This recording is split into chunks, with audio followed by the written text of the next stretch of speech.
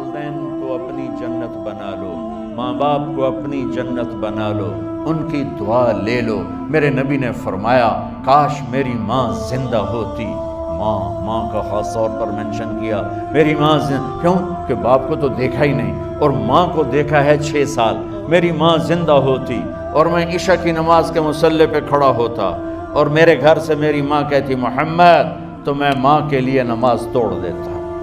میرا نبی کہہ رہا ہے۔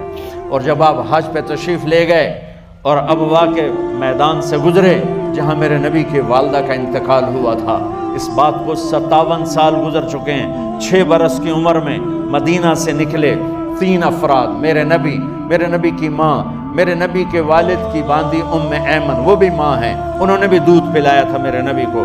2 مائیں ہیں، ایک دودھ پلانے والی، ایک پیدا کرنے والی، اور ایک میرے نبی ہیں۔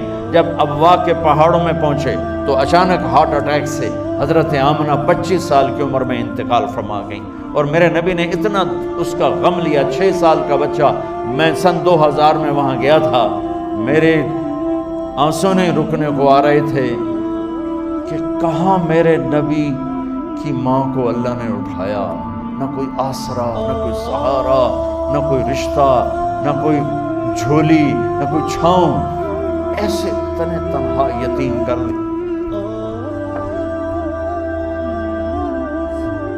جب ان کو پتھروں میں دبا کے نیچے اترے، ایمن کو سے ہاتھ چھڑا کر بھاگے اور اوپر پہاڑی پہ چڑھ گئے۔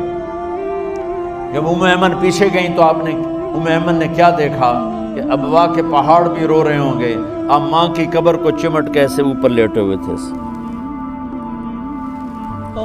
قبر کو پکڑا ہوا تھا، اوپر لیٹے ہوئے تھے۔ جب ایمن قریب آئیں تو سنا آپ کہہ رہے تھے اماں جی، آپ کو تو پتا تھا آپ کے سوا میرا کوئی نہ تھا، اب مجھے چھوڑ کے کہاں چلی گئی، کیوں چلی گئی؟ 6 سال کا بچہ پہلی موت دیکھ رہا ہے تو ان کو سمجھ میں نہیں آ رہا کہ میری ماں کے ساتھ ہوا کیا ہے۔ ایمن نے اٹھانا چاہا، آپ نے اٹھنے سے انکار کر دیا۔ اس صدمے کو سینے میں لیے ہوئے 57 سال کے بعد، 7ویں دن بندہ رو نہیں سکتا، رونا ہی چاہے تو رونا نہیں آتا۔ 57 سال کے بعد آپ اس وادی سے گزرے، اپنے اونٹنی کو ماں کی قبر کی طرف موڑ دیا، اور ان پلرز کو 3 گنا کرو تو وہ پہاڑ بنتا ہے، چھوٹی پہاڑی تھی۔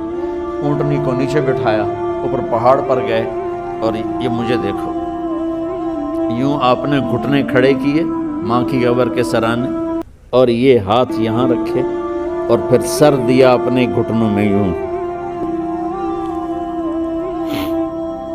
پھر رونا شروع کیا۔ اتنا روئے، اپریل کا مہینہ تھا، دھوپ سر پہ پڑ رہی تھی، ہم تو ٹھنڈی دھوپ میں بیٹھے، شدید دھوپ میں بیٹھے تھے، اور اس کنڈیشن میں یہ بچوں کا سٹائل ہوتا ہے، جب لمبا رونا ہو تو وہ یوں بیٹھتے ہیں سر اندر دے کر۔ اتنا روئے کہ آپ کی داڑھی ساری آنسوں سے بھر گئی، سینہ تر ہو گیا، احرام تر ہو گیا، اور کئی گھنٹے بیٹھ کے روتے رہے۔ 2 جہان کے سردار ہو کر تمنا کر رہے ہیں کاش اے ماں تو زندہ ہوتی، تو مجھے کہتی محمد، میں تیرے لیے نماز توڑ دیتا۔ اور میرے نبی نے یہ بچیاں غور سے سنو، میرے نبی سے پوچھا گیا یا رسول اللہ قیامت کب آئے گی؟ آپ نے فرمایا یہ تو اللہ کو پتہ۔ نے کہا یا رسول اللہ کوئی نشانی بتا دیں۔ آپ نے فرمایا جب بچیاں ماؤں کو ذلیل کریں گی تو کیا ہوتا ہے؟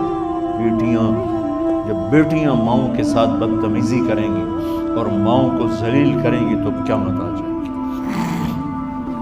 ایک ماں بیٹی کو میں بھول نہیں سکتا، ماں کے موٹے موٹے آنسو گر رہے تھے، اور بیٹی ماں سے کہہ رہی تھی بھوک نہیں، ہماری اپنی وہ پنجابی زبان، بھوک نہیں، یہ تو ہم نوکر کو کہتے ہوئے ڈرتے ہیں، وہ ماں سے کہہ رہی تھی بھوک نہیں، یعنی بکواس نہ کر، رو کے چپ، صرف آنسو اس کے گر رہے تھے ایسے۔ شاید وہ یاد کر رہی تھی کہ 9 مہینے کیسے اس کو میں نے پیٹ میں پالا، جنتے ہوئے کتنی تکلیفوں سے گزری، اور اس کو دودھ پلاتے ہوئے کتنی راتیں میں نے کاٹ کاٹ کے گزاری، اور اس کے پیشاب دھوتے ہوئے کتنی دفعہ میں سردی میں ٹھٹھری، اور آج یہ مجھے کہہ رہی ہے بھوک نہیں۔ اس لیے میرے نبی نے فرمایا جس نے ماں باپ کو دکھ دیا، سنو غور سے بچوں سارے سنو، جس نے ماں باپ کو دکھ دیا اس پہ اللہ کی لعنت، اس پہ فرشتوں کی لعنت، اس پہ زمین آسمان کی لعنت، نہ ان کی نماز قبول ہے، نہ روزہ قبول ہے، نہ صدقہ قبول ہے۔